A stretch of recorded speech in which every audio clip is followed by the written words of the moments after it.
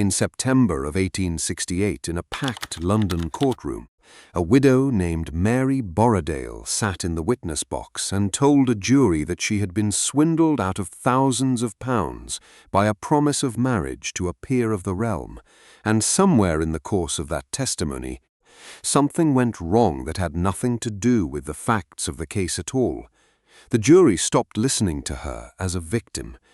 They started listening to her as a fool. She had spent a significant portion of her late husband's inheritance on skin creams and secret treatments and letters from a lord who, it would emerge, had never written a single one of them. And the 12 men weighing her case seemed less troubled by the woman who had taken that money than by the widow foolish enough to have parted with it. It is one of the strangest and most telling moments in the whole of Victorian fraud. A courtroom so uncomfortable with a defrauded woman's desire to be found beautiful and beloved that it very nearly let the woman who defrauded her walk free of any real judgment at all. Tonight we revisit one case built entirely on a single ruthless understanding of human vanity, and on how completely a respectable address can launder an utterly rotten business. One widow, one promise of a title she was never going to receive, one salon on the most fashionable street in London, where the products sold were, in more than one sense, actively poisoning the women who bought them. The case of Madame Rachel begins not on Bond Street at all, but in the impoverished Jewish East End of London, in the squalor of Wapping, decades before a single jar of her cosmetics ever sold for a shilling. She was born around 1814 into deep poverty, and her real name was Sarah Rachel Russell.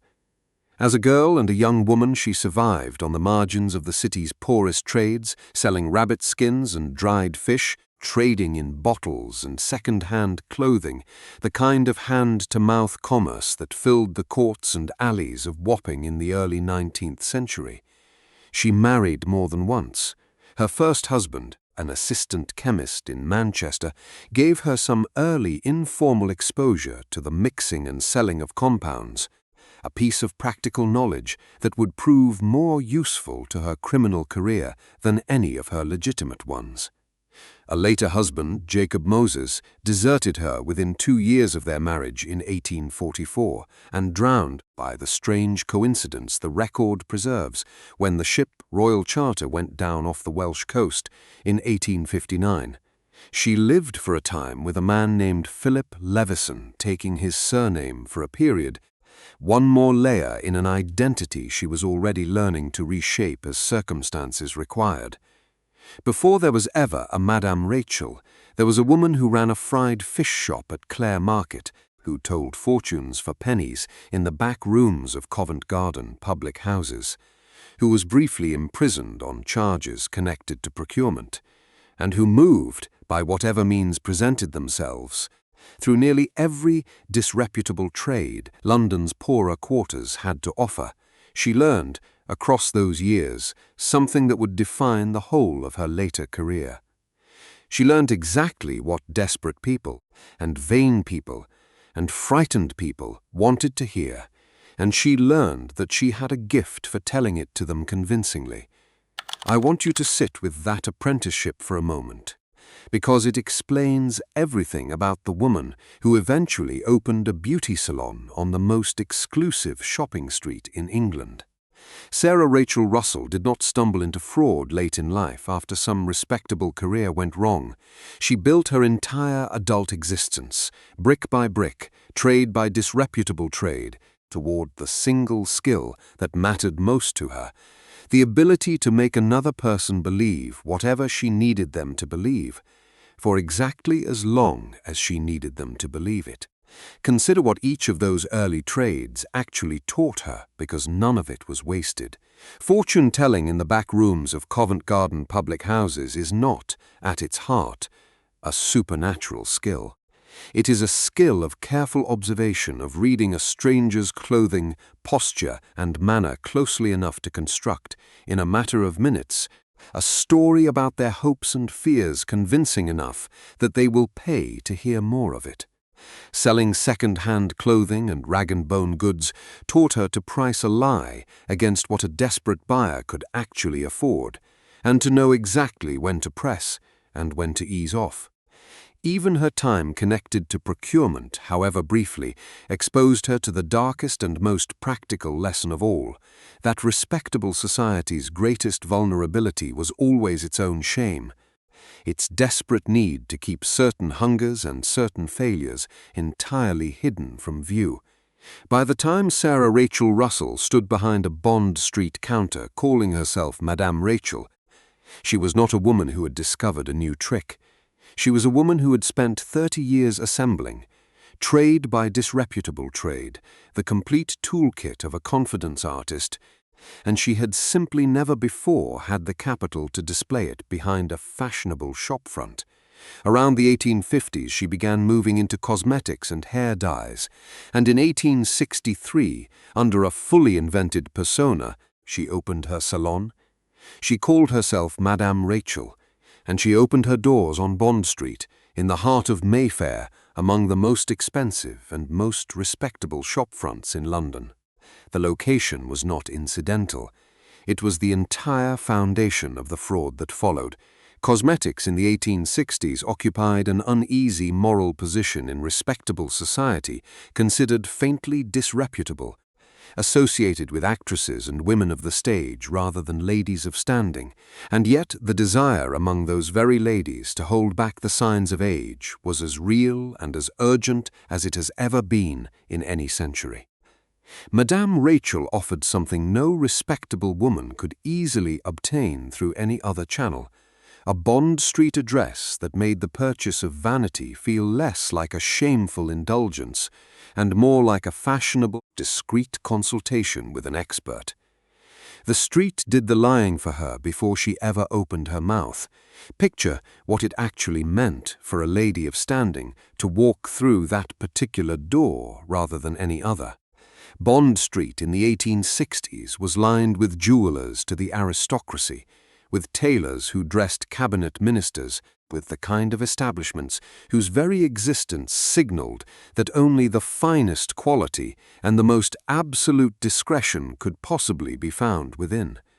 A woman stepping into Madame Rachel's salon was not, in her own mind, doing anything so vulgar as visiting a common cosmetics seller.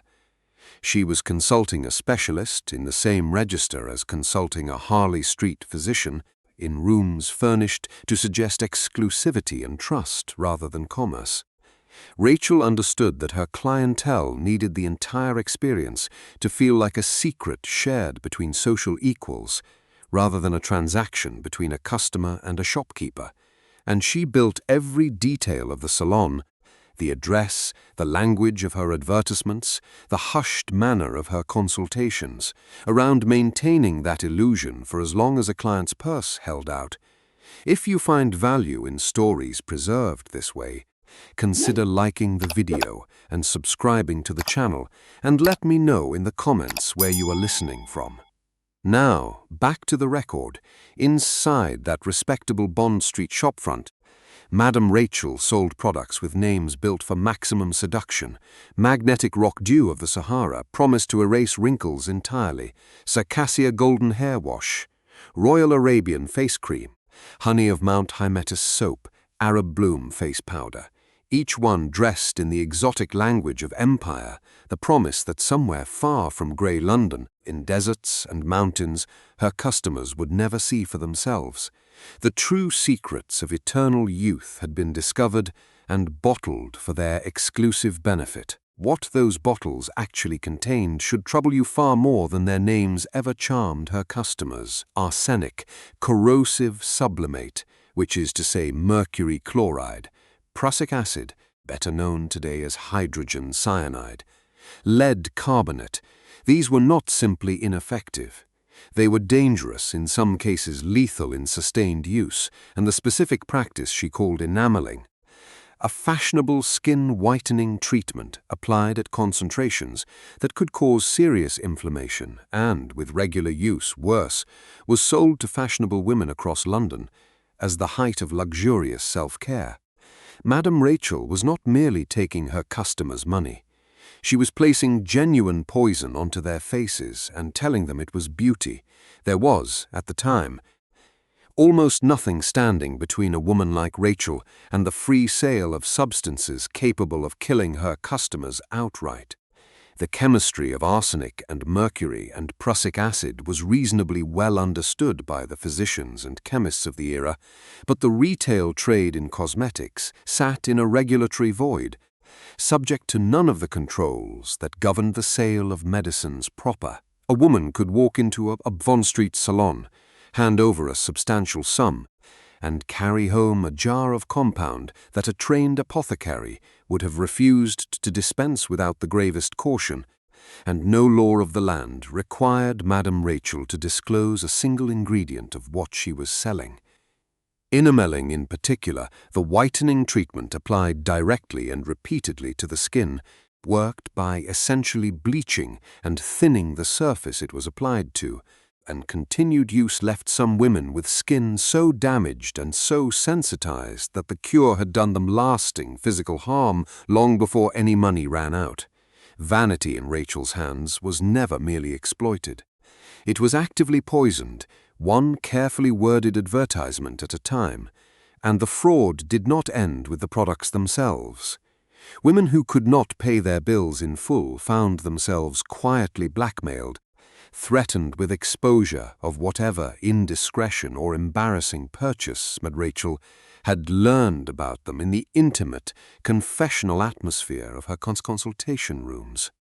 There is evidence she distributed medications intended to induce abortion, a criminal offense of the gravest kind in that era, and persistent suggestion that the rooms above her respectable shopfront served, at times, an even darker purpose entirely. Bond Street sold her respectability. Behind that respectability sat one of the most calculating and multifaceted criminal operations London's beauty trade would ever produce. Her most notorious victim walked through that door already carrying a private hope that made her uniquely vulnerable to exactly the kind of lie Madame Rachel specialized in telling. Mary Boredale was a widow of comfortable middle-class means, living on the income her late husband had left her, a woman with money enough to be worth targeting and, crucially, a private romantic interest that Madame Rachel would turn into the instrument of her own ruin. Boredale harbored feelings for a real and prominent public figure, Thomas Heron Jones, the 7th Viscount Ranelagh, a man of genuine social standing, whose name alone carried the kind of weight that could make an otherwise implausible story feel entirely credible.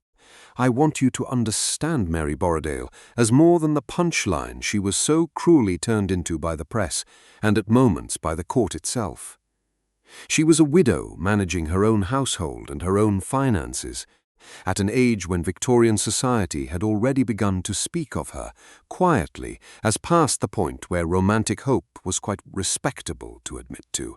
She had, by every indication, genuine feeling for a man she likely encountered through the ordinary overlapping circles of London's respectable middle and upper classes, the kind of half-acquaintance that could plausibly, in a lonely woman's private imagination, be nurtured into something more. She did not invent Lord Ranelagh's existence. She did not invent the possibility, however remote, of his attention. She simply wanted, as most people at some point in their lives want, to be told that a hope she was too embarrassed to speak aloud might actually be true. Madame Rachel's genius, if that ugly word can be permitted here, was recognizing precisely which private, unspoken hope a woman like Boredale was carrying and offering to make it real for a price. Here is where the fraud becomes something closer to psychological theater than ordinary deception, and I think it deserves to be understood in its full, deliberate cruelty. Madame Rachel told Mary Boredale that Lord Ranelagh returned her feelings, that he wished, in fact, to marry her secretly, and that Madame Rachel herself, trusted confidant and intermediary, was in a position to arrange it, provided that Boredale submitted to an extensive and expensive course of beautification treatments to make herself worthy of a viscount's hands. and provided that she lend certain sums through Rachel's careful intercession toward arrangements Rachel assured her were necessary to the match. "If this account is holding you the way it holds me, I would ask you to share it, because I do not think enough people understand just how deliberately this specific fraud was built to exploit a lonely woman's most private hope rather than her greed." Boredale paid and kept paying, drawing steadily on the inheritance her husband had left her, trusting a woman who had positioned herself as the one indispensable link between an ordinary widow and the aristocratic marriage she had been quietly dreaming of. The sum extracted from her ran into thousands of pounds, a substantial portion of everything she had. Lord Ranelagh, when the matter finally came to court, denied the entire premise in the plainest possible terms, stating that he had never authorized Madame Rachel to use his name to represent any desire or intention on his part to marry Mrs. Boredale. There had been no secret courtship. There had been no proposal. There had been, from the very first mention of his name, nothing but a lie constructed entirely for the purpose of extraction. Madame Rachel was first tried in August of 1868, and that initial trial ended without a conviction. She was tried again from the 22nd to the 25th of September that same year, and this time the jury found her guilty. But the path to that verdict is the detail that makes this case so uncomfortable to sit with even now. During the proceedings, rather than treating Mary Boredale purely as the victim of a calculated confidence trick, a significant portion of the courtroom's attention turned toward questioning her own judgment, her decision to spend a dead husband's money on cosmetics and secret romantic arrangements, painting her, in the eyes of some observers, as incompetent and selfish rather than as the target of a carefully engineered deception. A woman who had been robbed of thousands of pounds through a lie built specifically to exploit her loneliness found herself, in open court, being judged for the loneliness itself. Those 4 days in court were, by every surviving account, packed and fascinated, hungry for the particular scandal of a Bond Street beauty empress accused of trading in false love letters from a Viscount. Rachel's defense leaned hard into exactly the discomfort the jury was already inclined to feel, painting Boredale as a woman whose own credulity and vanity had done as much to bring about her losses as any deliberate scheme. A defense strategy that worked precisely because it appealed to assumptions the jury already carried into the room with them about what a sensible widow of a certain age ought and ought not to want. Sarah Rachel Russell was sentenced to 5 years of penal servitude served at Millbank Prison and was released in April of 1872. Prison did not end her career, it barely interrupted it. She reopened beauty businesses on Duke Street and then Great Portland Street, and by 1877 she had found a new target, a woman named Mrs. Pierce, whom she persuaded to pawn family jewels as collateral against promised beauty secrets that existed nowhere but in Rachel's own invention. Pierce took her to court. In April of 1878, Rachel was convicted again and sentenced to a second term of 5 years, this time served at Woking Prison. She would not survive it. She died on the 12th of October, 1880, still incarcerated, reportedly still speaking, even at the very end, as though she alone possessed the true secrets of beauty. She was buried in an unmarked grave at Willesden Jewish Cemetery, a resting place so obscure that it remains genuinely difficult to locate today. Look closely at the space between those two convictions, because it tells you something essential about how completely the system had failed to actually stop her. Rachel did not serve her full 5-year sentence in some remote, forgotten corner of the country and quietly retire once free.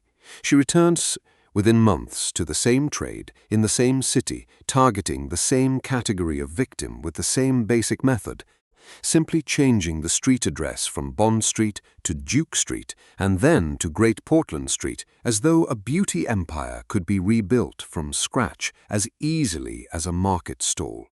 Nothing about her first conviction had removed her capacity or her opportunity to defraud again. The Victorian legal system possessed no meaningful mechanism for tracking a released offender's subsequent business dealings, no registry that might have warned a woman like Mrs. Pierce in 1877 that the confidant she had just engaged to safeguard her family jewels had, less than a decade earlier, been convicted of an almost identical fraud against another trusting widow. Rachel was not an unusually lucky criminal. She was operating inside a system that had built almost no memory of its own into itself. There is one more thread of this story worth setting down, because it carries its own quiet sorrow.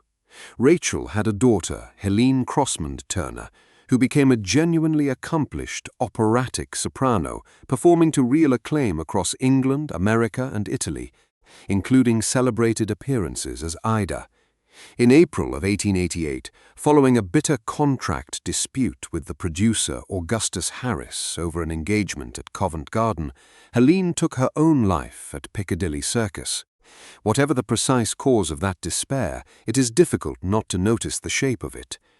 A daughter who built a career on genuine, hard-won talent, only to meet her own devastating end in the same city where her mother had built an entire empire on talent of an entirely different and far more corrosive kind. What does this case reveal about the world that made it possible? It reveals how completely an address could substitute for honesty in Victorian commercial life. Bond Street was not simply where Madame Rachel happened to set up shop. It was the single most important ingredient in the entire fraud, a physical location so thoroughly associated with quality and respectability that it silenced the scrutiny a woman with her actual history would otherwise have attracted immediately. Regulation of cosmetics, of medical claims, of the kind of intimate financial arrangements she specialized in, was essentially non-existent. A shopfront and a fashionable clientele were sufficient on their own to grant a career criminal the appearance of total legitimacy. Consider, too, how little the products themselves were ever meaningfully scrutinized, set against how thoroughly Boredale's private feelings were picked apart in open court. Nobody on that jury seems to have dwelt for very long on the fact that Rachel had been selling women arsenic and mercury as a beauty treatment for years before Boredale ever walked through her door, a genuine public danger operating in plain sight on one of London's most fashionable streets. That failure of scrutiny was never corrected by the Boredale trial at all. It took her second conviction, a decade later, for the same basic pattern of exploitation, poison, and vanity, and a widow's trust, to even begin registering as a matter the law might need to take more seriously. And even then the correction came only in the form of another 5-year sentence for one woman, not any broader reckoning with an entire unregulated trade. And there is a harder truth sitting beneath that one, about exactly what Madame Rachel understood that the law of her era did not. She recognized that shame could be weaponized as effectively as any lie. Women of Mary Boredale's generation had been taught that the desire to remain beautiful, to be loved, to be chosen, was faintly ridiculous in a woman past her first youth, something to be pursued quietly and never openly admitted to. Rachel built her entire business model around that shame, promising private, secret remedies for private, secret longings, and she understood correctly that a victim taught to feel embarrassed about her own hopes would be far less likely to speak up loudly when those hopes were exploited, and far more likely, if she ever did speak up, to be doubted rather than believed. The courtroom's own treatment of Mary Boredale proved her right. I keep returning to the specific detail that Rachel never simply took Boredale's money as a single transaction and vanished. She kept her paying, month after month, through an ongoing relationship built entirely on drip-fed hope, each new letter and each new fabricated update on the supposed courtship enough to justify one further round of treatments and one further loan. That structure sustained deception rather than a single decisive theft. required Rachel to manage an ongoing performance of intimacy and reassurance for months at a stretch, reading her victim's patience and doubt closely enough to know exactly when another small crumb of hope needed to be offered to keep the whole arrangement from collapsing under its own weight. It is, in its way, a more demanding kind of fraud than a single dramatic swindle, closer to a long theatrical run than a single performance, and it is worth remembering that Rachel sustained it with this victim, and surely with others whose names never reached a courtroom, for as long as it took to extract everything a household could reasonably part with. Here is the question I want to leave you with, and I would like to read your thoughts on it in the comments below. A jury sat in judgment of a swindled widow, and seemed at moments more troubled by her vanity than by the woman who had deliberately manufactured and exploited that vanity for profit. Has that instinct actually changed in the century and a half since, the reflex to ask what a victim of this particular kind of fraud should have known better than to want? Or does the same quiet judgment still shape how we hear stories of people deceived by a promise of love, of beauty, of belonging even now? Bond Street is still one of the most expensive addresses in London, still lined with the kind of shopfronts that lend instant credibility to whatever sits behind their windows. Few of the people who walk past its jewelers and its fashion houses today have any idea that one of its most fashionable early tenants sold arsenic in a jar and a lie about a viscount, and left an English prison cell only in a coffin, buried at last in a grave so unmarked and so forgotten that even those who go looking for it rarely find it.